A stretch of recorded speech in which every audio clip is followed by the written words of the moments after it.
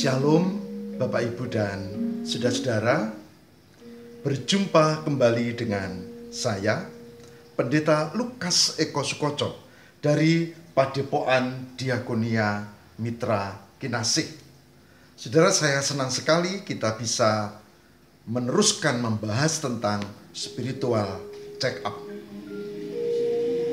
Spiritual check up, kita akan masuk pada hari yang ke-8.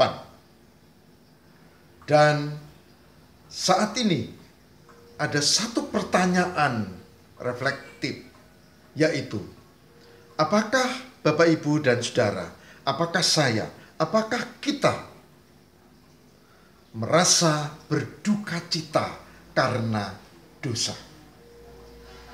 Apakah kita, apakah Bapak Ibu, Saudara saya merasa berduka cita karena dosa? Mengapa ini menjadi bagian penting? Kita akan hayati bersama-sama pada saat ini dengan membaca dari sabda Tuhan.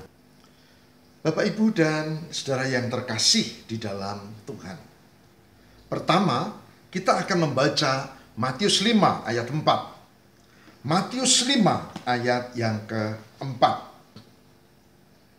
Yang demikian sabda Tuhan. Injil Matius 5 ayat yang ke-4.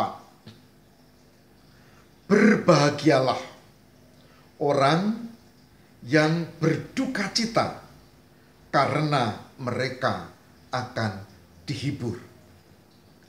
Berbahagialah orang yang berduka cita karena mereka akan dihibur. Matius pasal 5 ayat 4.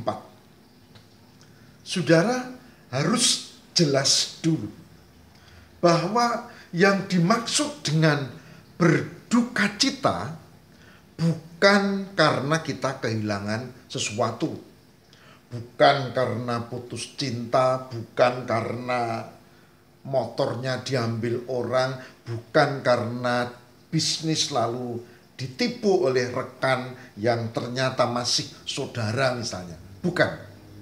Bukan juga karena kehilangan dompet, bukan karena harusnya lulus tapi ternyata tidak lulus dan seterusnya. Bukan. Tapi duka cita yang dimaksud di sini adalah duka cita karena kita merasa dalam hidup ini tidak mampu memenuhi standar kebenaran Tuhan. Ada seorang pendeta yang bercerita bahwa dia berduka cita karena kalau ada peneguhan dan pemberkatan perkawinan, pernikahan di gereja yang dilayani, asal yang menikah itu dari kelompok elit, kaya, berpangkat, berpengaruh, persembahannya gede, maka akan banyak sekali menawarkan diri untuk mengiringi proses ibadah dengan keyboard atau organ. Bahkan ada yang mengisi pujian, lalu kor juga siap, vokal grupnya antri. Jadi sekali pemberkatan pernikahan itu yang ngisi bisa lebih dari 3, lebih dari 4 malah. Tentu si pendeta senior ini berduka cita. Sekian lama aku mengajar, tapi ternyata kualitas jemaatnya seperti itu. Dia hampir menangis. Karena apa? Ada yang menikah dan itu orang biasa, maaf, miskin, dan dia sibuk mencari, tidak mendapatkan siapa yang mau mengiringi organ. Kornya juga pamit, vokal grupnya nggak muncul, ribet, repot. Pendeta ini bercerita, dia berduka cita karena jemaat yang dilayaninya masih menerapkan kasih dengan memandang muka. Saudara, duka cita yang dimaksud adalah duka cita karena hal-hal yang menyedihkan hati Tuhan. Duka cita yang menyedihkan hati Tuhan. Saudara, dan masih tentang si pendeta tadi, dia lalu mendekati, pokoknya kalau ada pernikahan yang kurang mampu, dia menyiapkan dan dia mendekati supaya orang mau memberi perhatian. Bersyukur katanya, sekarang itu sudah mulai cair, meskipun belum sepenuhnya. Duka cita karena melihat yang baik, tapi tidak terjadi. Karena orang yang beriman Kristen mestinya menerapkan kasih, tapi memandang muka, hitung-hitung ini orang baik yang secara ekonomi atau tidak. Saudara, saya bacakan ayat kedua, tidak hanya dari Matius 5 ayat 4 tadi, yaitu dari 2 Korintus 7. 2 Korintus 7. Kita akan mencermati ayat 10. 2 Korintus 7 ayat 10. Yang demikian sabda Tuhan. Sebab duka cita menurut kehendak Allah menghasilkan pertobatan yang membawa keselamatan. Saya ulang. Sebab duka cita menurut kehendak Allah menghasilkan pertobatan yang membawa keselamatan dan yang tidak akan disesalkan. Tetapi duka cita dari dunia ini menghasilkan kematian. Beda. Duka cita karena Tuhan beda dengan duka cita duniawi. Saudaraku yang terkasih di dalam Tuhan, duka cita yang demikian menghasilkan pertobatan. Pertobatan, kalau tadi contoh si pendeta itu, lalu dia mencari cara untuk mendidik jemaatnya, dia menegur, kadang keras, lalu dia juga mengajak dengan strategi, tapi juga dengan lemah lembut. Dia pakai semua cara untuk menyadarkan jemaat yang ia layani. Saudaraku, ini yang diubahkan Tuhan. Sehingga pada ayat yang Matius 5 ayat 4 dikatakan, berbahagialah orang yang berduka cita karena mereka akan dihiburkan.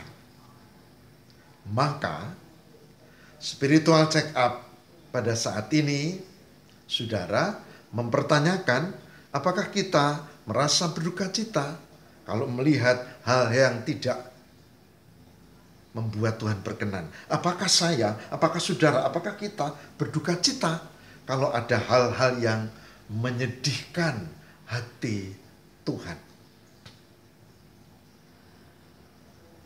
Coba kita hayati hal ini. Ada pendeta yang lain yang cerita begini. Kalau yang meninggal orang kaya, semua datang. Semua tokoh gereja datang. Tapi kalau yang meninggal warga gereja yang maaf miskin, semua punya alasan. Bahkan yang melayat sekitarnya saja. Ketika saya mendengar cerita ini, saya tertegun. Betapa memang berat untuk menyadarkan. Dan meskipun ini cerita aku dengar, aku merasa berduka cita juga. Karena ini tidak sepantasnya terjadi di dalam kehidupan orang yang beriman. Di dalam kehidupan gereja Tuhan. Yang harusnya semua dihargai. Yang harusnya semua dikasihi. Bukan dengan memandang muka. Saudara, Spiritual check up hari ini mempertanyakan, apakah saudara-saudara berduka cita kalau ada hal-hal yang membuat Tuhan sedih? Atau jangan-jangan kita yang membuat Tuhan sedih? Kalau saudara bagian yang pertama, berduka cita, kemudian bertobat, maka itu yang diberkati Tuhan. Tapi kalau kita tidak melakukan itu masuk pada kategori duka cita dunia yang membawa kematian imanmu. Oleh sebab itu sebagai hambanya, yuk kita melihat kehidupan kita. Mari kita bersama-sama hidup lebih baik. Dan kita berkata, Tuhan ampuni, bimbinglah kami supaya kami mampu untuk hidup lebih baik dan tidak membuat sedih, luka, duka hati Tuhan. Tuhan memberkati. Mari kita berdoa.